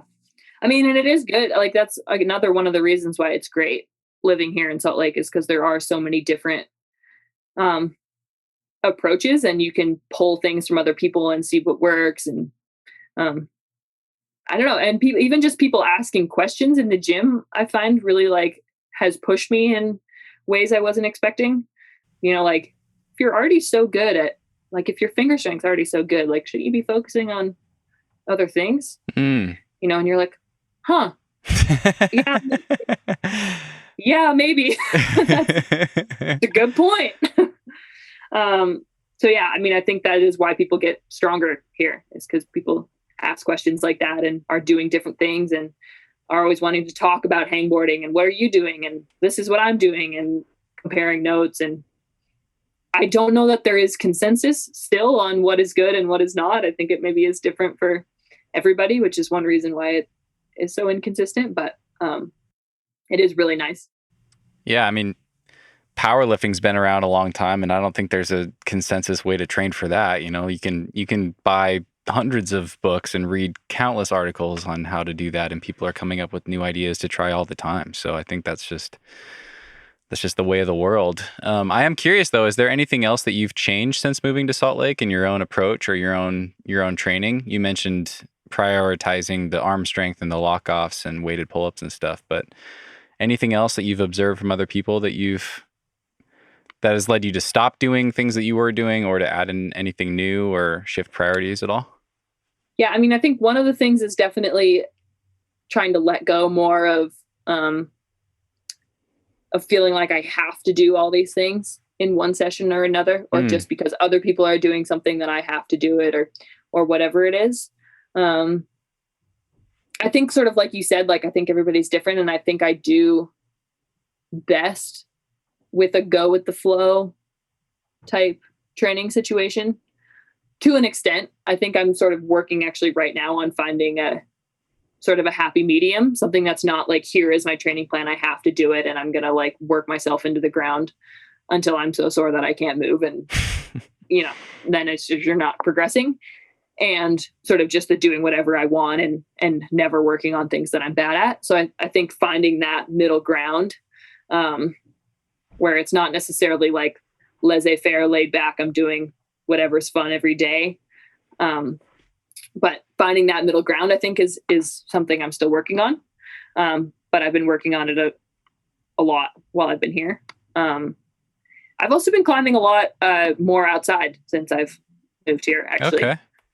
Which I think has been really good for me mentally, for sure. That's a good segue. Can you tell me about Topouts? The notorious Topouts. I loved your video of Superman. Oh yeah, and your post with that one. That was great. That is a good one. So actually, that's funny. So my boyfriend Palmer Larson is the coach for the head coach of the youth programs at Momentum Climbing here in Salt Lake City. Okay. And so he was out there that day with me and 3 of his team girls who are all under 18 or whatever. And he had like the conversations he was having with them as like teenagers who are just learning to climb outside was like really helpful for me. Yeah, cool. Which has been, I mean, it's just been interesting to be around it. And I mean, I definitely, he's a phenomenal coach, and I definitely wish I had one of him when I was a teenager and trying to learn to rock climb, because I mean, I'm doing it at 25, but it is a struggle. But that said, like growing up in Canmore, I was always surrounded by this outdoor climbing culture, but my parents weren't really that plugged into it. So we never like went on family trips climbing outside. And I was always really focused on competitions and being competitive and being the best in that arena. So I just really didn't climb outside that much, even though I lived, you know, in the epicenter of sport climbing in Canada. I just didn't go outside. I didn't really learn how to. And then I just got to be at the strength I am now inside almost exclusively. I hadn't really bouldered outside until I moved to Vancouver to go to school when I was 19, and then was next to Squamish. And even then, my first few years in Vancouver, I was so focused on competition, and I was also in university. So I didn't have time to drive out to Squamish. So I went like maybe twice a year, even though it's like 45 minutes to an hour away, which again is crazy to people who live in Vancouver. But I think to an extent, I was always also self-conscious of the fact that like I hadn't climbed outside that much. I wasn't that good at it. I didn't really know what I was doing. Sure. Yeah. So I think, and I was just scared that I wasn't going to be good enough at climbing outside or all these things. It wasn't going to translate. I hadn't done it enough. All of these things. And then I finally decided that I was going to do it in, I think it was 2019, that I was going to like climb outside more. And it went really well. Like I sent my first V10, 11 and 12 on the same weekend in Squamish. I like just committed to it. And, that must and it worked out. Awesome. It was honestly, that was definitely one of the most memorable experiences I've had climbing so far, was just deciding that I could climb hard outside and I didn't need to be like panicked about it anymore. And it really worked out. And then a few months later, I did my first V13 that summer, which was really exciting. And that was sort of my first experience with projecting, even though it wasn't really, now looking back at it, it wasn't like it was a long-term project. I think it was 5 or 6 days in a row of climbing that boulder. In a row? Like I think there was one rest day in between. I think I went incredible. 3 days, rest day, 2 days, and then I did it. In Squamish? Mm-hmm. That's so amazing. What boulder was it? This is Terminator. Okay. Squamish. It's like a big traverse, which is good for my arms because I don't have to pull up. I just have to pull sideways. So that was also exciting. But then I think I got to this point where my strength equated to doing double-digit boulders outside. Like that, my finger strength, my climbing knowledge, all of these things from competition climbing led to me moving here to Salt Lake and being able to have the strength capacity to climb that level of boulder. The caveat to that is I don't have this like base of doing hundreds of V4s or V5s or V6s or all of these like smaller grade numbers. So I get to a top out that's like, I've done the hard climbing, but this top out is V4 and I'm still uncomfortable because I haven't done this grade really outside. So now I'm like really high off the ground, don't know how to mantle that well, haven't really had this experience climbing V4. And so I just get panicked and I like start I'm like, get the leg shake and I'm like sliding all over the place and I'm going the wrong direction. And my spotter is going to, have a panic attack. And so it's been this really great learning experience for me to be like climbing outside a lot more and to have these moments of like, this is only V4. I can do it. I just have to like be calm and like remember what to do and do all these things. But it's been really great to have somebody like Palmer around who's good at sort of having these educational moments with people who are just learning that, because I'm at a point in my climbing where I shouldn't be just learning these things. I should have had all this experience that I haven't had. And I've had a couple good conversations with him actually about, it was actually him who helped me realize that that's why I had top out panic is, he was like, how many V5s have you ever done? And I was like, 3. Like, I don't know. Totally. Yeah. It totally makes sense. I mean, you've climbed thousands of them in the gym, but you never get to practice sketchy top outs in the gym. They're never sandy or like wet or like weird mantles or totally. The pads are not quite in the right spot. Like you never have to think about any of that stuff in the climbing gym. Yeah. So that has been really good. Like I said, I think even in competitions, confidence is something that I've had to be working really hard on and that I still am working hard on. And I think am nowhere near mentally where I need to be in that realm. But climbing outside has been really helpful for me in that way, to be like, I am high off the ground, but this is not hard. Like I can do this part of the boulder. Like it's not, you don't need to panic. Like it's going to be okay. And it's been good and helpful to have people here and people around me that have climbed outside a lot and are patient enough to help me through the V4s of life with confidence. The V4 mantles of life. Exactly.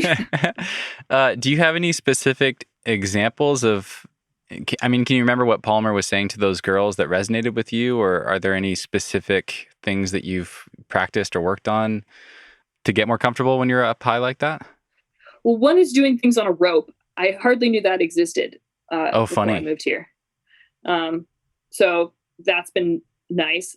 I think like rehearsing the top out of a boulder on a rope. Yeah, like rappelling down and feeling the holds and sort of just knowing what to expect, not just getting up to the top of the boulder and being like, I don't know what any of the holds are or where to go, and I'm 15 feet off the ground and I'm scared.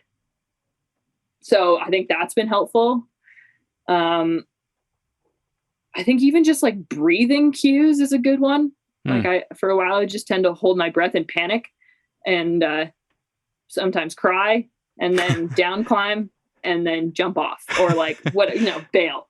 I think for a lot of times, I think it was actually really frustrating for Palmer, if I'm going to be totally honest, but I would like insist that I don't want to try the top out. I don't want to climb the V4. If I'm going to do it, I'd like, because I was so scared, I didn't want to be scared more than once. Like I needed like the pressure of the send to be like, I'm sending this boulder in order to push through the fear of falling. And so then I'd start from the beginning of the boulder and climb up and then get to the top out and panic and let go and fall. And then he would kind of be like, okay, well, maybe let's like try this top out section. Like just, we'll like boost you up there, we'll stack pads and then you can try the top out and then do it. And I would be like, no, I need to like, if I'm going to do it, it's going to count. God damn it. So it gets to the point where I'd be like trying to send, I don't know, like a pretty hard double-digit boulder. And I would just be doing laps of the part that's like hard and then just bailing off the top out. And I think it was frustrating probably for him and for everybody else involved to be like, oh my God, if she would just climb the easy top out one time. So I think being confident enough in myself that like I can push through the fear more than one time.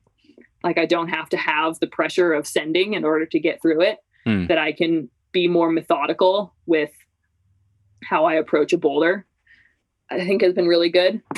I don't know if I've necessarily come to a full summative conclusion about why I was doing that so much. I still do a little bit, to be honest, do the thing where I have to do it from the start every time because I want to send it and never have to do it again. Mm-hmm. But yeah, it definitely has been a steep learning curve for me climbing outside. And I have other friends that have taken me on little tours of Little Cottonwood, like the best V5s in Little. So I've been trying to regressively build that base up a little bit of granite mantles and super sandbagged V5s that I can't do and nice. That kind of thing. So I think that has been mentally really good for me because it was definitely always something I was self-conscious of, was like, I felt like I was really strong in the gym, but I just felt like I couldn't necessarily back that up outside and was a little scared to try. So. Sure. Yeah. Yeah, that makes sense. I mean, you're known for how strong you are and how good you are. So that's a vulnerable place to be. Yeah. But I definitely feel like I'm starting to be on the other side of that now, which is really exciting. I'm able to have like big goals of sending hard and doing more hard boulders. And I'm actually also really excited for that side of my climbing career too now. Nice. And I think I can balance those really well, have the competition side of things and the outdoor climbing side of things. And I think they go hand in hand. Like I think part of why I was always hesitant to climb outside too was I felt like I was losing climbing time for like training for competition climbing in the gym. Yeah. So I felt like it was like a lost day, which I think I just am slowly accepting that's just not how it works. It's not true. I think they do complement each other well, even if it's just mentally, like even if climbing outside is my mental training, I think they complement each other really well. I think it was more just like missing a training day was like a giant unmarked checkbox that we were talking about earlier. Right. That I felt like I left unchecked. So I felt like I was like letting my training slide.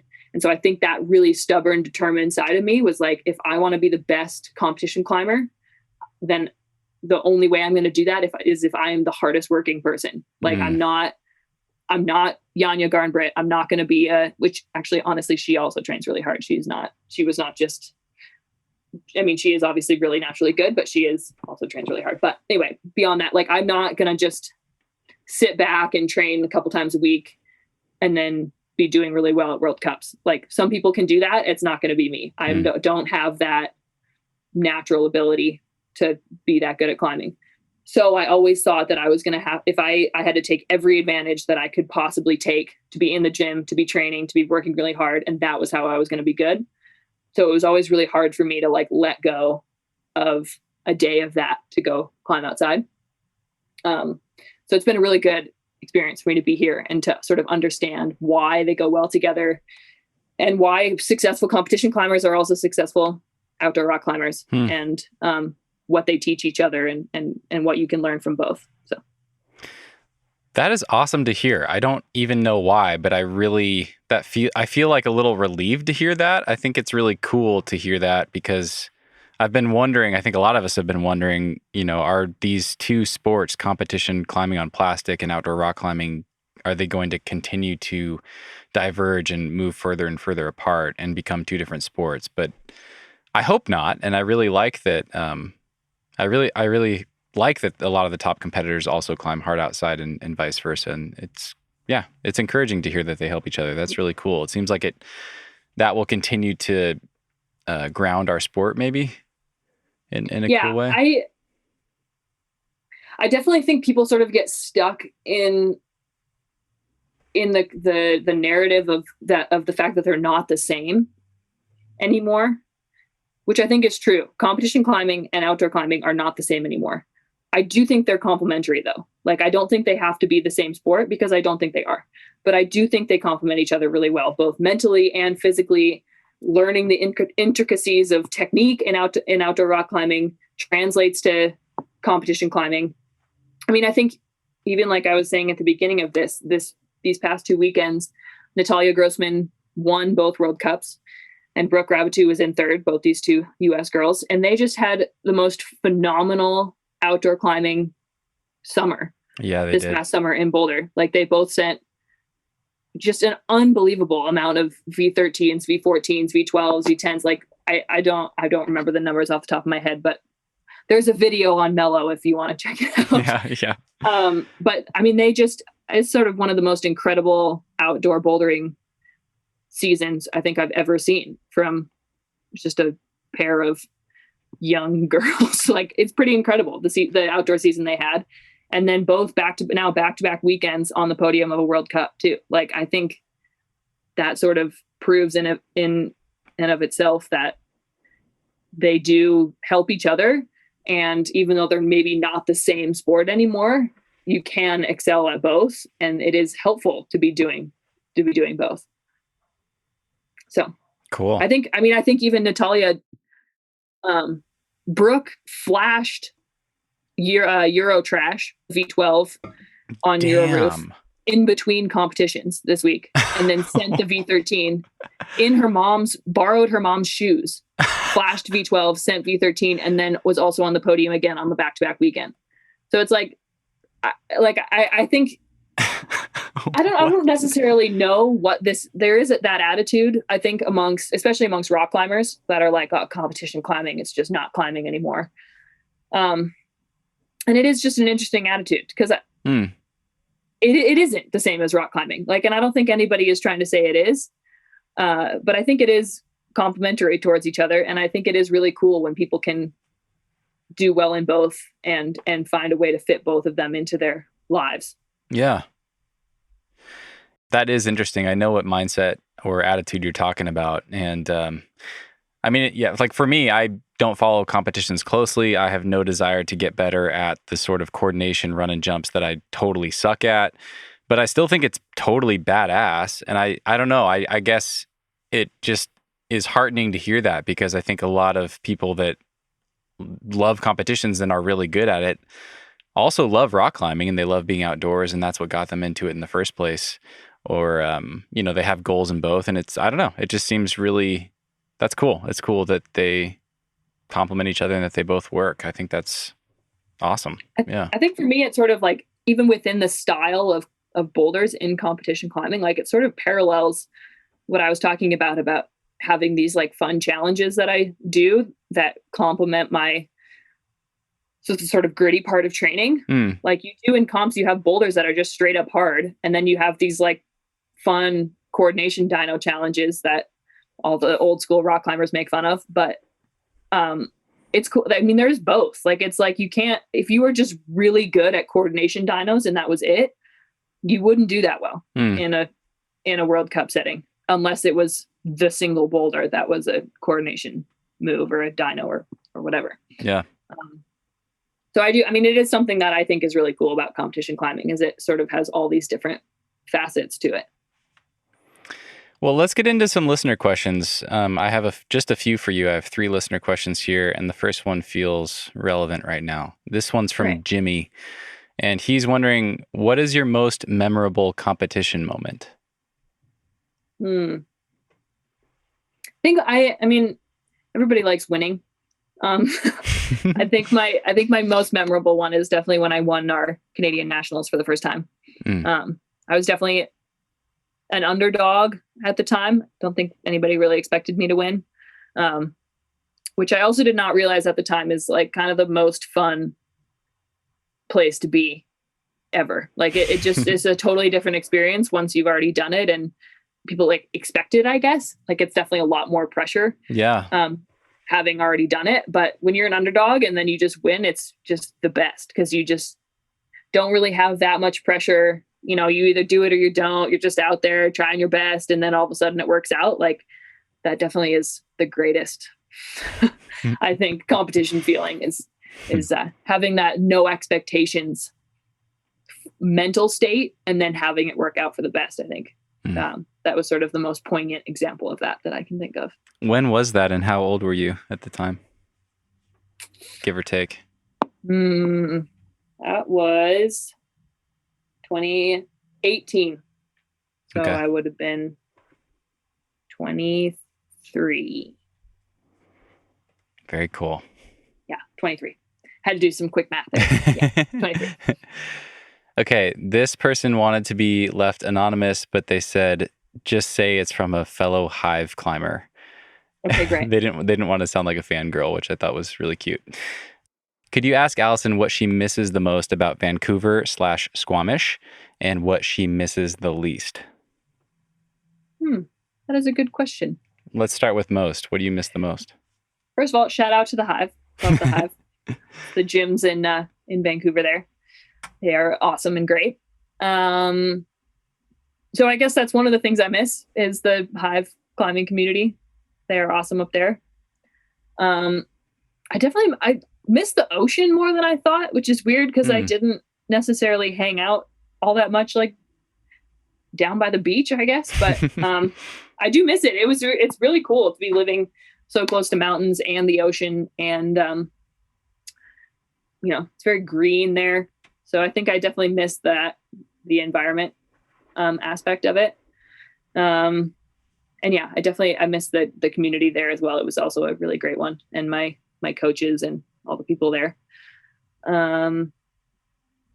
It's interesting. It does parallel Salt Lake pretty well. Like it's cool to have a place that's both an urban city, but then it's also really easy to get out into the mountains and to climbing. Yeah. So I've actually really appreciated that about both Salt Lake and Vancouver. Oh, that's cool. That it's sort of the best of both worlds in some respect. So I get that in both places, which is really nice. And then the least has just got to be the rain. Yeah, It just sucks. I figured. Just is horrible. Yeah. I didn't realize until I left again just how terrible it is. Like it is just heinous.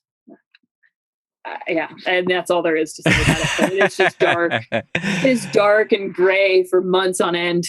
It is. It's a unique struggle. Yeah, I lived in Bellingham, Washington for 5 years, going to college there. And I grew up on the dry side of the mountains in Wenatchee, which is like Leavenworth area, much more desert-like climate. And I thought I would get used to the rain. I thought it just would take time and I'd have to adapt to it. And it just got worse and harder to deal with the longer I was there. I was so ready to leave by the time I graduated. Well, it's just so damp. Like even when it's like definitely a lot colder in Salt Lake in the winter than it is in Vancouver, but you like put a jacket on and you're fine. But when you're in the damp climate, you're just like your bones are cold and there's just nothing you can do about it. My bones are cold.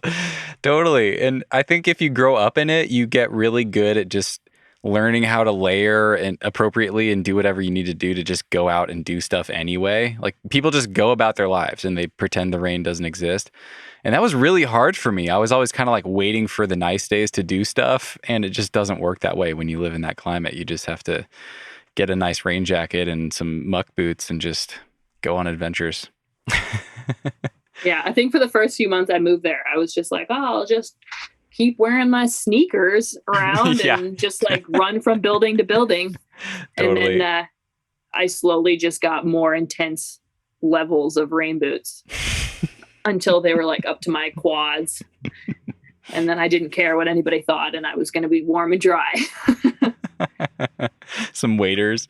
Yeah, exactly. Walking around waiting for the bus and the waiters. Nice. Okay. This question's from Jordan, and I have no idea if this is going to land, but we're going to try it. Oh, no. Jordan just wanted me to ask, can you introduce me to KJ Apa? KJ is the actor from the drama series Riverdale. So that's, first of all, hilarious question. Okay, good. They filmed that show in Vancouver. He came into the gym one time. He just started talking to me because I sometimes forget that when like people who are good at climbing are so good, like the level between like it's my first time climbing and it's my job is so different that it's like shocking to people when they see me climbing in the gym. Yeah. So he's just started talking to me and super nice guy. It's super annoying. You know, he's like an actor and he was also really good at climbing. It was like his second time and he was pretty good at it. It was annoying. I was like, you can't be all these things at once. It's irritating. Yeah.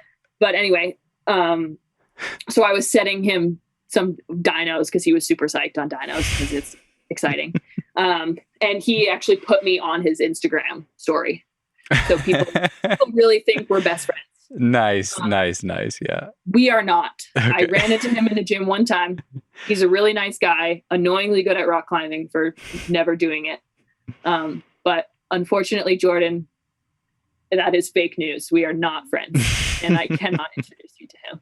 I'm so sorry. If I could, I would, but I can't. I'm just curious now. I have to ask, do you have like a celebrity crush? Either now or one that you had growing up? Did you have posters of anybody or? That is a good question. Posters. I really liked the Jonas Brothers when I was growing up. Okay.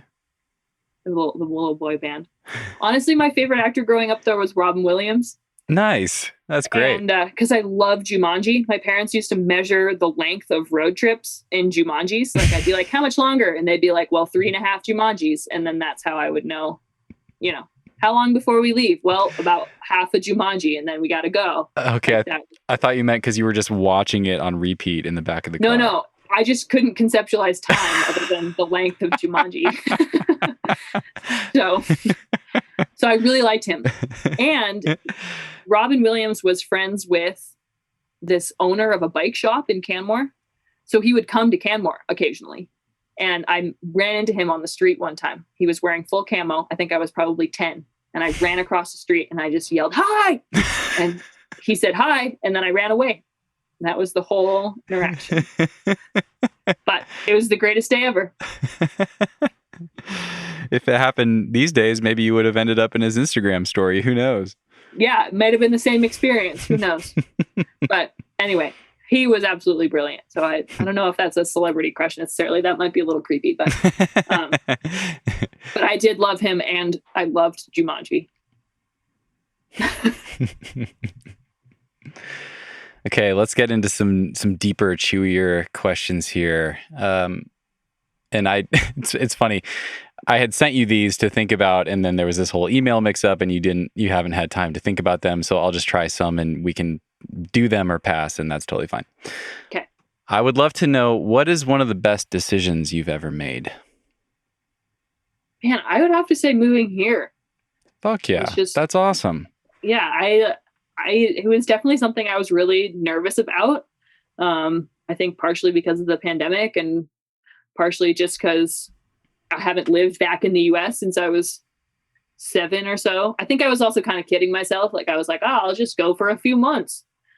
And then I'll go back to Canada. And now it's been almost a year. So, but I definitely, I have absolutely zero regrets about moving here. I think it was the best thing I could have done for my life and for my climbing too. So.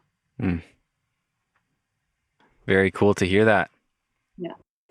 Okay. When you're getting shut down by a boulder in a competition, what do you do? You know, earlier we talked about the downward spiral, and that's something you've been working on. What do you do when that's happening, and what do you say to yourself? Yeah, I mean, I think in a competition, it's really been important for me to remind myself that, especially if it's an early boulder, like if it's the first boulder or the second boulder, that it doesn't matter and that it's not over yet.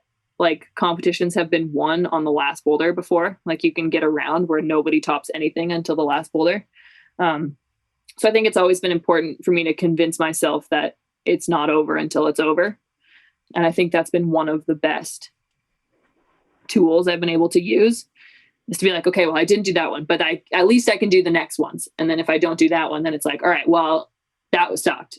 And I think another thing is also acknowledging that it sucks. Like if you fall off the finish hold, like I think you can let that emotion in. You don't have to try to, at least that's where I was always struggling, was trying to block that emotion out, was to be like sad about it and be like, no, don't be sad. Like don't be bummed about that. But I think it's also been important for me to acknowledge that like that sucked. Like that was a bummer, but I can't let that impede what I'm going to do on the next boulder. So I think the biggest battle has been allowing myself to reset before every boulder. Like, okay, that sucked. That's okay that sucked. But now we're going to work on this one. And then I think I can get really down about it and sad about it in retrospect when the whole round is over. But I think when you're right in the middle of a round, definitely resetting and treating each boulder as its own entity has been important. That's great. Is there any advice that you would have for a youth competitor who is up and coming and driven and determined to get better? Maybe anything you wish you had known at a younger age? I mean, it definitely sounds cheesy, but I honestly think having fun is just like the biggest thing. Because if you don't enjoy it anymore, then it's going to be a long career. Like, I mean, and I think right now, especially for the women, like they're hitting their peak of being a good competition climber in their 20s. So if you're a youth competitor and you lose the fun and the passion in climbing, it's going to be a long road. So I think I definitely took it too seriously. I think too soon. So it's been a process of me relearning to have fun and to not take it too seriously all the time. So.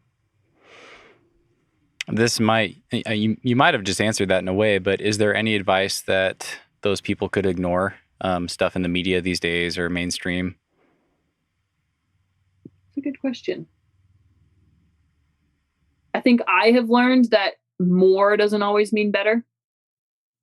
That's not to say that you can't train a lot, because I think you can, but it can also be less volume at a better intensity can be better. You don't always have to do more. What do you think is standing between you and the 2024 Olympics? Is that a question you've asked yourself? It's my own brain, for sure, is what's standing between me and the 2024 Olympics. I think is getting to a place where I believe that I can do it. For sure is what's standing in my way. And I think that's a lot harder than just me convincing myself that and saying it. Like, I think I would have to get to a place where I genuinely believe that I could do it, which I am not at yet. So we'll see. Yeah. That it reminds me of like the letting go thing. Like when you have an outdoor climb, this comes up so often on the show where it's that moment where someone lets go and they don't need to do it anymore, that they're free of that expectation and burden, then they do it. And it's one of those things that you cannot force. You cannot trick yourself. You can try to trick yourself into being there, but like until it happens, it's just not happening. And it's like this mysterious thing that's really hard to unlock. And totally. Yeah. Totally. Yeah, that's really interesting. Thank you for sharing that. Yeah. And then finally, just one more question. What is something that you've been feeling especially grateful for lately? It's a good question. I think it's for sure just the community of people that I have around me that are supportive of me and who I am as a person. Like really makes me feel like they are supportive of me and who I am outside of climbing and outside of what I do within climbing. So definitely the community of people I have here in Salt Lake is really great. Thanks, Allison. Yeah, really good talking with you today. This has been super interesting for me as someone who hasn't had many of these conversations behind the scenes with a competition climber like yourself. And thanks for just being so open and honest about where your head's at and processing all this stuff. I think it's a real, I expect that not that many people listening to this are competitive athletes in the same way that you are, but I think all the stuff you're talking about today is so relatable, and it's a real gift to share how you're thinking about that and what you're struggling with people. So thank you. Yeah, thanks for having me. It's been a really good interview. Great. I'm glad to hear that. What happens from here? Do you have another competition on the schedule right now, or are you just back in the grind? Yeah. I think I got to figure out how hopefully my finger heals quicker than I expect. And then I'll be in Innsbruck competing at the end of June. Awesome. Yeah. Well, I know you're a Canadian, but I will be rooting for you anyway. Great. I appreciate it. Cool. Thank you so much. Yeah, thank you. Enjoy the rest of your day. Yeah, you too. Okay. Bye. Bye. Move with the rhythm. Shake it up, stop when the clock hits 13. Sing 1, 2, 3, 4. Cause no one can do it like we do it, like we do it, like we do it. Cause no one can do it like we do it, like we do it, like we do it. Cause no one can do it like we do it, like we do it, like we do it. Cause no one can do it like we do it, like we do it, like we do it.